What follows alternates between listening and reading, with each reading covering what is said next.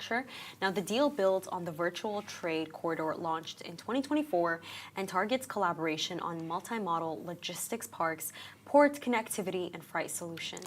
And in maritime cooperation, Dry Docks World partnered with Cochin Shipyard Limited to establish ship repair clusters in India and advanced marine engineering projects. Meanwhile, Dubai's Department of Economy and Tourism signed a landmark MOU with IIM Ahmedabad to open a global business school campus in Dubai, launching its first MBA program later this year. Now, on the healthcare front, Dubai Health inked a deal to create the UAE-India Friendship Hospital, a not-for-profit facility in Dubai, while Dubai Medical University and AIIMS signed an academic agreement focused on joint research, digital transformation, and global health initiatives. Yeah. Now, Majid, much more than the fact that we said that they share so much economic opportunity.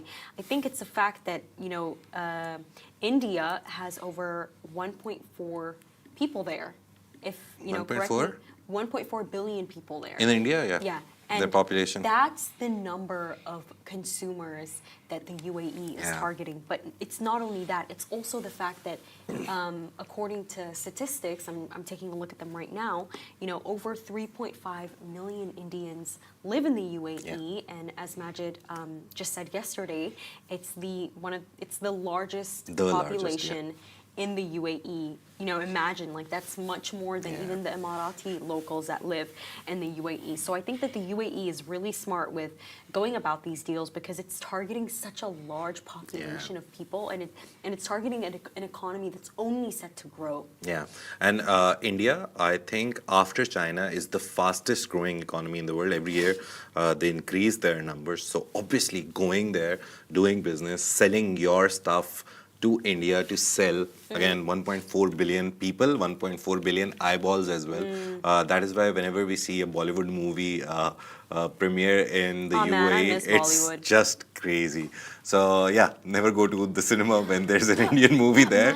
Majid, though, I don't just think that it's the UAE benefiting out of this. I also think it's also India because India benefits from the UAE in the sense of that they can get oil exports. And it's also the fact that they can also get liquid natural gas (LNG) from the UAE. So it's a very mutually beneficial relationship here. If you talk about non-oil products, the good thing about UAE is the buying power of the people.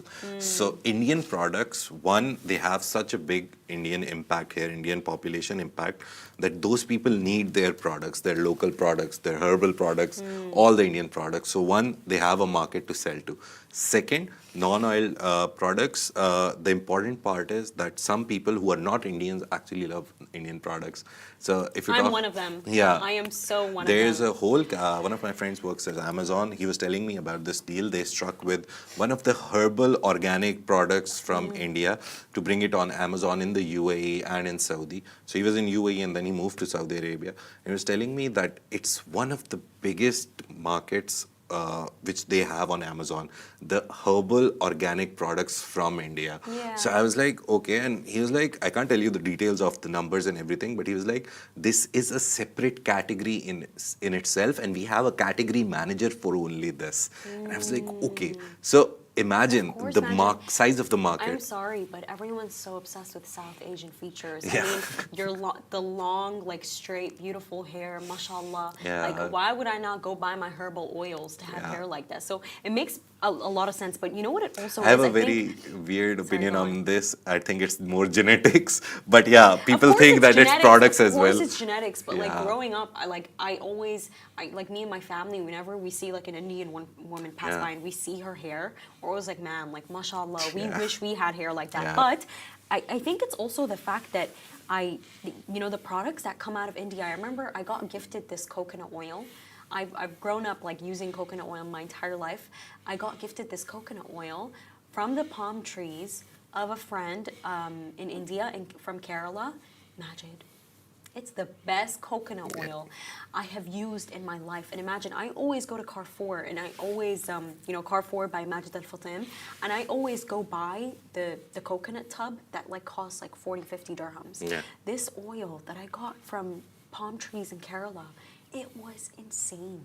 the scent was different, the way the texture was different. So the materials that come out of India, I mean, they're not to be underestimated. I actually have a local friend, her and her family, they go to Mumbai all the time, and you know what it is? So I forgot what it's called in English, but you know the bahur, the logs of wood that we put in they get it from Mumbai.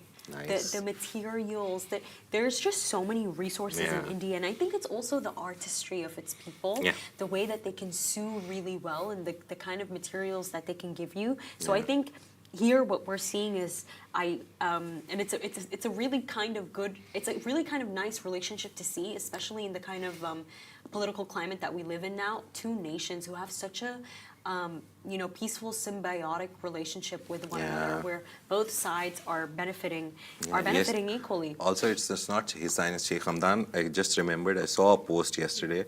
So it's the third generation of UAE leadership, and especially Dubai leadership. Apparently, in 1974, Sheikh Rashid bin Saeed Al Maktoum, the then ruler of Dubai, the father of the ruler of Dubai right now, he posed with President Dr. Fakhruddin Ali Ahmad in New Delhi, so he went there.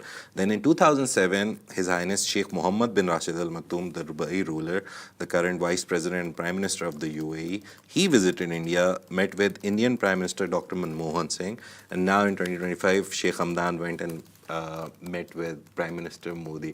So it's the third generation of Dubai rulers and Dubai leadership. And UAE as a whole, we talked about it yesterday when he rang the bell. His Highness Sheikh Mohammed bin Zayed, he also went when he was the crown prince. Stock Exchange. So he went in 2016. So he was there as well. So we have a very cordial relationship. We've already talked about SEPA, the very first SEPA, Comprehensive Economic Partnership Agreement. UAE signed it with India because India is a big market, and India thinks UAE, the people have such a great buying power that they want to come here and do trade here. Sorry, Majid, I'm just gonna jump in. I just discovered something. The UAE, out of all the Gulf countries, actually has the most trade volume with India. Yeah, it's so actually the UAE. From India to UAE? I mean, the amount of money made. Remember when we were discussing the SEPA agreement that was signed in 2022 between India and the UAE? You know, this led to trade volume of, I believe, it was 85 billion nearly. $85 billion. So the UAE actually tops every other Gulf country. Right after that, you have Saudi, and their trade. Combined trade, like India selling stuff and then it's nice. Trade volume. So their bilateral trade between Saudi Arabia and India between 2023 to 2024 actually led to $52 billion. Nice. And that was because India was importing crude oil, and Saudi Arabia's public investment fund that is nearly worth $1 trillion. I know that we always say this, but it's still a crazy number. They actually pledged $100 billion in Indian sectors like energy and tech, and Indian firms like ONGC to invest in Saudi energy. And then thirdly, you have Qatar. And then Qatar trade reached $14 billion between them. Then you have Oman, $12 billion. I think especially for Oman, that's great. And then you have Kuwait, but the UAE is right at the top. Out of the Middle Eastern countries, UAE has the most trade. Yeah, obviously they have a SEPA agreement, bilateral trade, less tariffs. Great for India, great for UAE as well. Let's move on to the next story. Very interesting story. Another big numbers, big money story in the landmark deal that reshapes the global luxury landscape, as Word said in the start. Prada SPA, the full name of the company, but very well known as Prada, has agreed to acquire Versace for $1.38 billion in cash. The move strengthens Prada's position as Italy's largest fashion group and marks the brand's most significant acquisition in its 112-year history. I think if you guys heard, Majid just said that was in cash. Yeah. You know, that's really big. That means that money was ready. It was not borrowed from banks, straight up. Now, the transaction is expected to close in the second half of this year. It signals a return of Versace to Italian ownership after nearly 6 years under Capri Holdings, which bought the brand for $1.8 billion in 2018. Now, the deal was first reported by Bloomberg News on March 2nd and has now been officially confirmed by both companies. Now, that means they didn't make profit on it. They actually bought it for $1.8 billion. The problem was if you go into the details of the story, nearly 200 to 300 million dollar was the negotiation region, and because of tariffs, it came down actually. Otherwise, without the tariffs, Such they a were. horrible time to finalize Yeah, it. but they still finalized it. They were like, no, we want it back in Italy. So that was the point. But with this acquisition, Prada is positioning itself to better compete with luxury giants such as LVMH and Kering. Versace, known for its bold, flashy designs, struggled to find its footing under Capri's ownership. Prada now has the opportunity to drive the kind of turnaround Capri couldn't deliver. Now, I feel that as we take a look at this story, it also actually comes around as we heard just very recently that Donatella Versace, Yeah. she stepped down from her role as creative Yeah. director after nearly 13 years. So I think that that in itself was a hint at what's to come. Now, the deal comes despite ongoing global market volatility, as Majid said, including tensions from U.S. trade policy. Now, behind the scenes, Prada has been in negotiations for several months to actually acquire the brand founded by Gianni Versace in the 1970s. And both Prada and Versace have made strategic inroads into the Middle East. Prada's partnership with Altair Insignia, established in 2011, helped reintroduce the brand to the region and strengthen its retail presence after a previous exit from Saks Fifth Avenue in the UAE. And now Versace, meanwhile, is represented in the region through Palazzo Versace Dubai, its flagship luxury hotel managed by Monter Darwish, yes. Darwish, a long-standing retail partnership with Chalhoub Group. Now, these Middle East ventures are expected to play a key role in the merged group's growth strategy moving forward. Yeah, and I saw it on Chalhoub's website that they brand Versace. One of the comments was very weird that Versace is not considered a luxury brand in the Middle East. And I was like, okay. I think that it's actually very ghetto.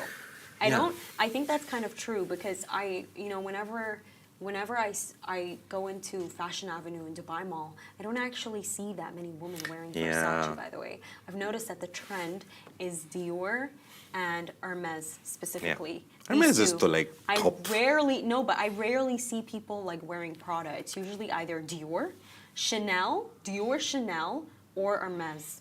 I think that's like the common trend that I've seen. It can be like when you were talking about this, it came to my mind. Like recently, I was in Qatar and I was talking to the young guys there. They were like videographers or something, and I was just having a chat. And I was like, "Okay, you guys also have Nissan Petrol as the best car here?" And they're like, "No, we like Land Cruisers." So in UAE, having Nissan Petrol is a sign of like having status and all that. Yeah. In Qatar, it's I think Land Cruiser because they said so, but I think it's the same with brands also, big luxury brands. So most probably if you're in some other region, some brand will have more value over other because in that region people think, this brand, maybe Prada is better. Yeah. In Middle East, they have a different taste. No, we think Hermes. Definitely Hermes. But Majid, like, we just mentioned Altair Group. Yeah, Altair Insignia. I think we did a very interesting. Do you remember I gave you the link to this one website where the chairman was, and we did a deep dive on it. I do remember that story. Yeah, I don't remember the story exactly, but we talked about him somewhere. Under Altair Group, there are actually so many companies that they're licensed to distribute here. So some of the key brands in fashion actually include Gucci, Stella McCartney. There's also Bottega, Alexander McQueen, Dolce & Gabbana, Giorgio Armani. For beauty, they have Kiehl's, Bulgari.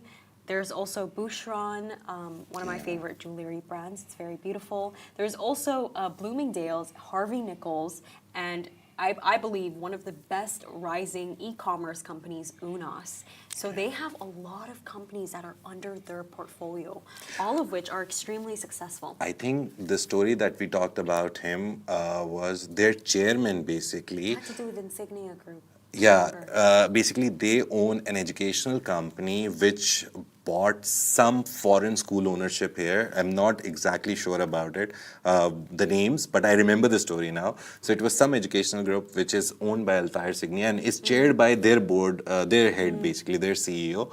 And we did a story about them buying a franchise of foreign-owned schools. It was most probably French schools which were bought by this company. But yeah, even at that point when we were talking about him, we were like, we don't know these people. who run these big franchise brands. Like they run holding companies which have so many brands under them as franchises. I think that's a very common trend in the UAE. People With it's Indians, either, we see them a lot. yes, With do. locals, we don't I really. think it might be. I think it's like a mixture of like the Yeah. fear of evil eye. Definitely Yeah. a mixture of a fear of evil eye, but also I think it's rooted in this deep privacy, which is among like Arab cultures. You know, it's among my Sudanese culture too. It's to be private, that you know, you can own a lot of wealth and you can have a lot of power, but that does not necessarily mean that you need to boast that power. Yeah. So yeah, that's happening, and not boasting the power. I think I found the story. Yes, Dubai education company Taaleem bought French schools. Yeah, this is the story with it. Dubai-based education company Taaleem acquires first French school to cater to French nationals, and the link to insignia was here. Yeah, building on strong foundation. Madaris owns Taaleem. Taaleem management is owned by Altair Insignia. So just imagine the layering of the companies. So Altair owns one company, Madaris. A lot of sectors. We need to find these people. We need to talk about them. But let's talk about one of the people who loves to boast his wealth and everything else. I think nowadays, Elon Musk. Yeah. So Tesla has officially launched operations in Saudi Arabia, marking a major milestone in the kingdom's electrical vehicle ambitions and signaling a potential reset in Elon Musk's relationship with the Saudi leadership. Now, the launch event showcased the Cybertruck and a redesigned Model Y sedan under palm trees and desert skies, drawing crowds and excitement in Riyadh. And the move comes as Tesla searches for new customers amid a global slowdown. The company reported a 13% drop in first quarter sales in 2025, its worst performance in nearly 3 years. We've seen the videos of protests and people burning or damaging the Tesla trucks and Tesla really cars. Doesn't always give you what you need. Analysts point to growing EV competition and aging vehicle lineup and backlash over Musk's political ties as reasons behind the slump. Now, the kingdom is targeting 30% electrical vehicle adoption by 2030, up from just 1% last year. Now, that goal may seem ambitious, especially considering that Saudi Arabia's infrastructure challenges. So the country's 900-kilometer east-west highway between Riyadh and Mecca still lacks a single EV charging station. There's no EV, like 900 kilometers. Yeah, there's no electrical vehicle charging stations between them. And as of 2024, Saudi had only 101 charging stations compared to 261 that actually exist in the UAE, which it's way smaller than Saudi Arabia. Yeah. And despite these hurdles, Tesla has plans to roll out online ordering, pop-up retail outlets in malls, and a network of supercharger stations and service centers. However, Elon Musk himself was notably absent from the launch event.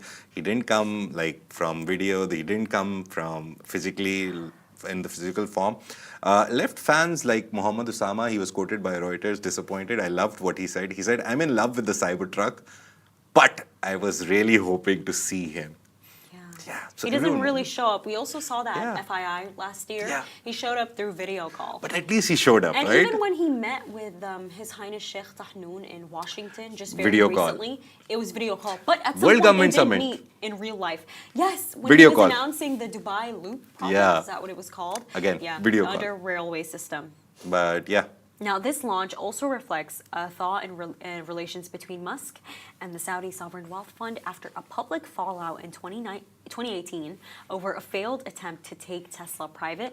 Now, that spat included tense messages between Musk and PIF's funding chief Yasser Al-Rumayyan, which was later actually revealed in court documents where Musk actually said, "You're throwing me under the bus." Yeah. Now the relationship appears to have mended. Musk, Rumayyan, and former U.S. President Donald Trump were recently seen sitting together at a UFC event, signaling renewed ties as Trump plans a visit to the kingdom in the coming weeks. I missed this point that they were sitting together at FII Impact event in Miami, where Trump gave a keynote speech, and he also talked about what's the name of the ambassador? Princess what's her Reem. name? Princess Reem, I remember. Yes, So Princess he talked Reem. about Princess Reem was sitting right beside Elon Musk, Yeah. actually. So all these people and Elon Musk in the center sitting with them showed how much Trump loves Saudi Arabia since he chose it to be the first country Wait, to visit in May just also. to give you all more context, so Saudi's U.S. ambassador is Princess Reem, Yeah. and she's actually quite famous in the U.S. Yeah. and she really does advocate for female empowerment, and she just so happens to know Love in Riyadh. Yeah. I remember inside story, but she saw one of our posts, Smashi posts, and she was like, I hope they choose a different picture. And someone who told us the story said, we'll send you. You can send them the pictures. Yes, But she was you really can. happy. And I think calling her, being called the most powerful woman She said it by... on the Mo Show. Oh yeah, said it on she the came Mo to Show. Yeah, she sorry, came to the go Mo on, Show, sorry, yeah. Majid. But seeing the most powerful man right now in the world who nearly removed 1 trillion from the market and then gave money to a lot of people, Trump calling a Saudi woman the most powerful woman.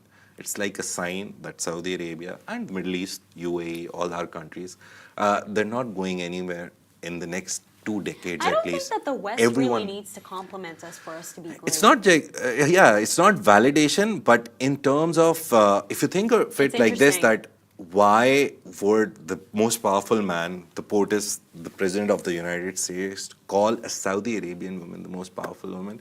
He also understands the power, the capital power, and also the Exactly. soft diplomacy power these countries hold. And it's because PIF has like $1 Yeah. trillion, and he's going to visit Yeah.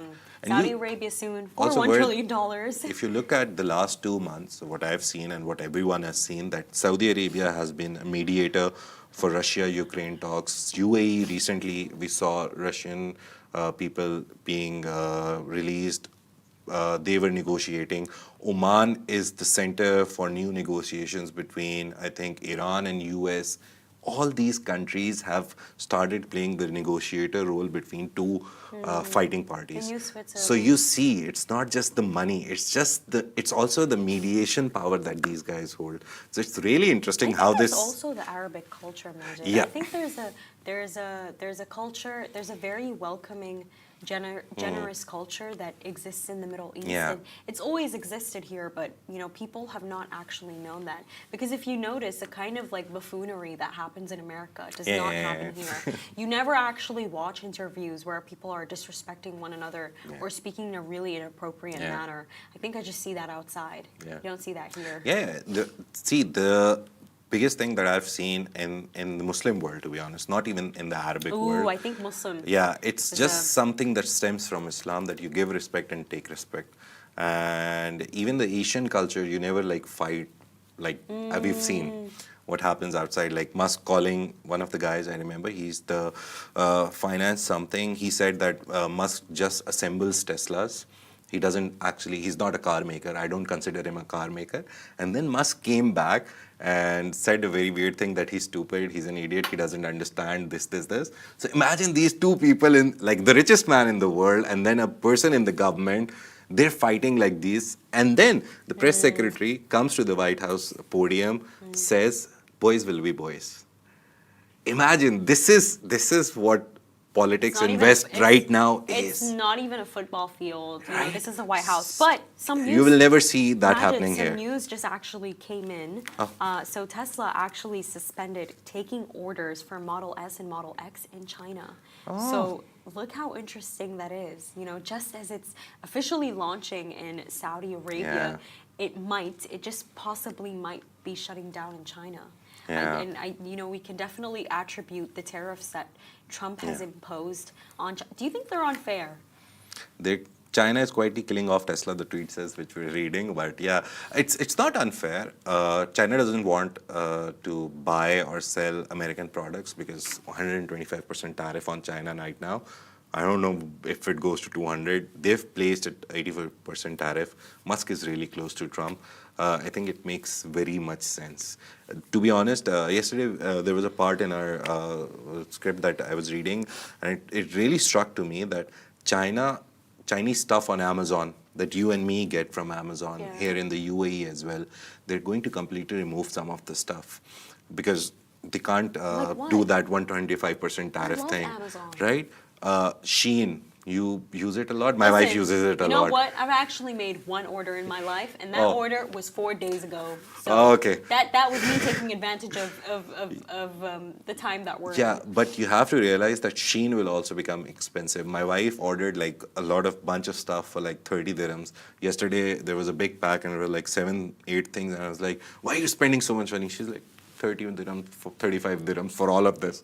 And out of that stuff, if I go and buy something in the UAE market right now, she bought me a calendar because I love physical calendars, writing on them, and a phone cover and all that. And I looked at it and I was like, yeah, this cover, if I buy it here, it'll cost me like 35, 40 dirhams. Yeah, And she bought covers like on 6, Shein are 7. like 10 dirhams. Right? I remember I went and I got these claw clips. This is like the most thing that I can remember in comparison with Shein and shopping here. I got these claw clips from Home Center. Home Center is a part of Landmark? Landmark, most probably, yes. Yeah, Home Center is a part of Landmark Group, and the clips were 15 dirhams. I found them on Shein for 4. Yeah. Yeah. See, so all those things will happen.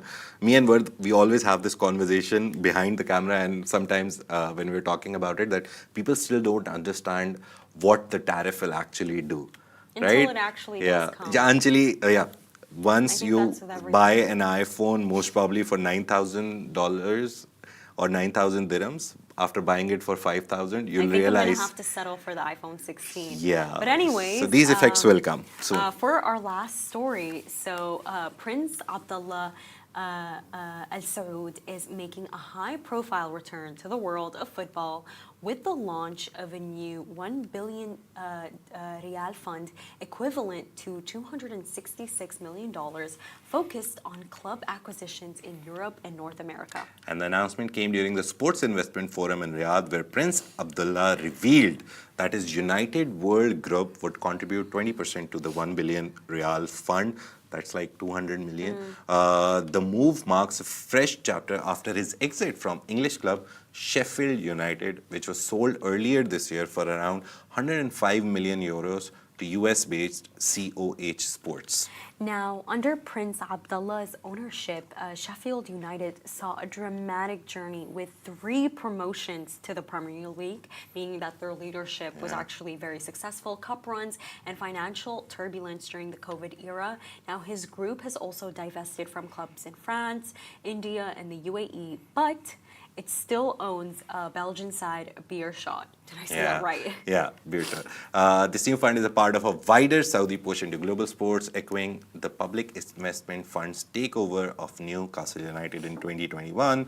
Prince Abdullah said the goal is to apply lessons from past experiences, his Sheffield United experiences, and approach acquisitions more strategically rather than just writing big checks. Now, he also addressed what he called misconceptions around Gulf investments in football, emphasizing that Saudi Arabia sees sport as a long-term platform for value creation and global influence, particularly in markets like England and North America. You know, Majid, when he's saying that, it's almost like he's going against those like sports washing allegations and accusations that, you know, Saudi Arabia is using all these sport investments to actually diverge people's eyes from some horrible hidden truth, some injustice that's occurring, but that's completely untrue.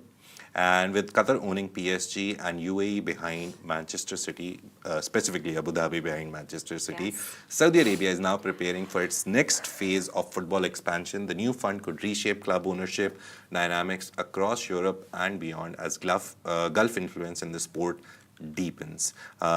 Very important timing for this because Saudi Pro League is growing. The World Cup in 2034 is coming to Saudi Arabia. It's a very nice time for him to invest in something like that. And very interestingly, he has taken away all the money from all the clubs in the world apart from that one club, Beerschot. So he had some stake in UAE 3rd Division League, if I read it correctly. He had Indian Football Club investment. So he came out of everything and now he's building a fund. So it's like you go, you try it out, you see what works and what not. He's taken his investment. Yeah, he's taken the investment. He's literally taken the money out of all his investments and he's built this fund. And now he wants to go. I think it's very simply put. He learned his lessons from all the regions, and now he wants to go to North America and England. But you know, Majid, I feel like it's such a growing trend for us to see royals actually purchasing clubs. Now, we Yeah. just mentioned Manchester City and how it was acquired by His Highness Sheikh Mansour. Yeah. But just to give you guys more context, they actually, Sheikh Mansour bin Zayed Al Nahyan acquired Manchester City in 2008 Yeah. through Abu Dhabi's United Group for 200 million euros. Now, this actually transformed the club into a Premier League winner. Yeah. And they, you know, with If I remember correctly, yeah. before the Abu Dhabi takeover, Manchester City hadn't won any titles, big titles, for like at least a decade. They came in like 3-4 years, they still didn't win anything, but then came the point where they beat Manchester United very last second. It was extra time. Aguero scored the goal, and on goal difference they won. They had the same point as Manchester United, so they had to score a goal in the very last second of the match. It was like 112th or 13th minute. Usually a game is 90 minutes. Aguero scored the goal. Manchester City won the first Premier League title, and since then they've won literally everything. And you know, Majid, you know what I actually also find really interesting? I remember, you know, with the football team PSG, you know, Yeah. when I was growing up, I always asked myself, like, how did they have the money to pay both Mbappe and Neymar at the same time? No, truly, but like, I was And like, at some how point, are- Messi how are also they- played for them. Yes, I was like, how do they have the money to do that? And like, now we know why. It's because of the fact that, you know, through Qatar's sport investments, Nasser Al-Khalafi. Nasser Al Khalafi. Oh, Yeah. Nasser Al Khalafi actually purchased PSG, and they spent over 1.5 billion euros into Neymar and Mbappe, and that's actually what elevated PSG Yeah. so much. But there was just one more team that we didn't mention, and of course, it's Newcastle United. Yeah, It was Saudi actually Arabia. acquired in 2021 for 305 million euros by Saudi Arabia's Public Investment Fund, and they were able to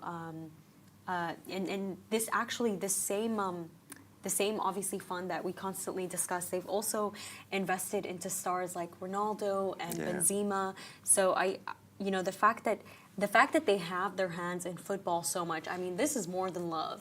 It Yeah. really is more than love. And he said it very nicely, Prince Abdullah, that we think of it as a strategic investment over the years, over like not just 2 years or 3 years, just to make our image better, over a decade, over 2 decades maybe even, just to show that we think that this is a good field to invest in and we will get returns. So nice strategy and a very nice, cute story coming out of Saudi Arabia. Cute is crazy. That's a wrap for today. Thank you so much for tuning into the Smashy Business Show. Make sure to follow us across all social media channels at Smashy Business. And as always, stay ahead with our daily newsletter. You'll find the subscription link in the description. This has been a Smashy Business Show, Smashy Business production, part of the Augustus Media Podcast Network. A big shout out to our 1.5 million monthly listeners. As soon as we touch 2 million, we'll update this and tell you that we are at 2 Yes, million. we And if you're will. one of them, one of the listeners who listens to us, wants to know what's happening in the world of Middle East business, please keep listening to us and share it with your friends and family. We have a show, a sports show as well, which is happening today. It happens on Monday and Friday. Just plugging that in, that if you're listening right now live, you can also listen to the sports show at 11 UAE time. Thank you very much for joining us today. Have a lovely weekend. You deserve it. Bye. Bye-bye.